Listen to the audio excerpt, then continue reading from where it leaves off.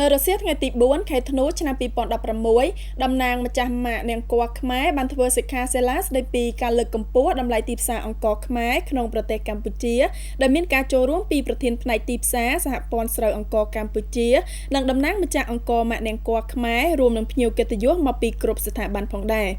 សិក្ខាសាលានេះនឹងមានការចូលរួមពីសំណាក់វាគ្មិនសំខាន់ៗដែលបានធ្វើបទបង្ហាញនិងបកស្រាយពីការលើកកម្ពស់តម្លៃនិងទីផ្សារអង្ករខ្មែរដែលមានដូចជាអ្នកជំនាញផ្នែកពូជស្រូវម្ចាស់រោងម៉ាស៊ីនកិនស្រូវនិងតំណាងសហព័ន្ធស្រូវអង្ករកម្ពុជា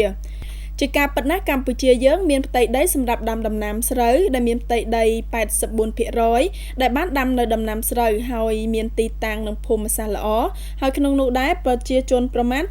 71% ដែលបានផ្ដោតលើវិស័យកសិកម្មហើយកម្ពុជាបានផលិតស្រូវរហូតដល់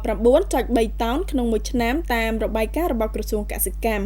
ក្នុងនោះរាជរដ្ឋាភិបាលក៏បានដាក់នៅគោលនយោបាយជំរុញការនាំចេញអង្ករទៅបរទេសគឺចាប់តាំងពីឆ្នាំ2010ដែលចាប់ផ្ដើមជំរុញលក្ខណៈទ្រង់ទ្រាយធំទោះបីជាលទ្ធផលមិនសូវទទួលបានជោគជ័យខ្លាំងយ៉ាងណាក៏ដោយប៉ុន្តែយើងអាចសម្រេចបាននៅលទ្ធផលច្រើនគួរឲ្យកត់សម្គាល់ផងដែរលោកពៅប៊ុនណារិតប្រធានផ្នែកជំរុញនិងផ្សព្វផ្សាយទីផ្សារនៃសហព័ន្ធស្រូវអង្ករកម្ពុជាបានលើកឡើងថាប្រទេសកម្ពុជាជាប្រទេសដែលមានសក្តានុពលកសិកម្មជាពិសេសដំណាំស្រូវហើយក៏មានពូជស្រូវក្រអូបដ៏ល្អហើយក្នុងនោះដែរយើងក៏មើលឃើញថាវិស័យស្រូវអង្ករកម្ពុជាមានភាពជឿនលឿនអង្ករកម្ពុជាត្រូវបានអន្តរជាតិទទួលស្គាល់និងកោតសរសើររសជាតិនិងគុណភាពផងដែរ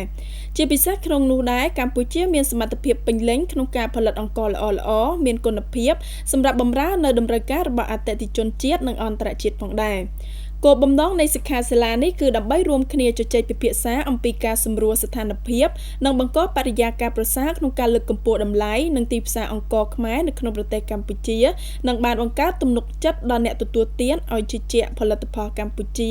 ដែលអ្នកផលិតនិងអ្នកផ្គត់ផ្គង់កម្ពុជាមានសមត្ថភាពពេញលេញក្នុងការផលិតអង្ករល្អៗនិងមានគុណភាពខ្ពស់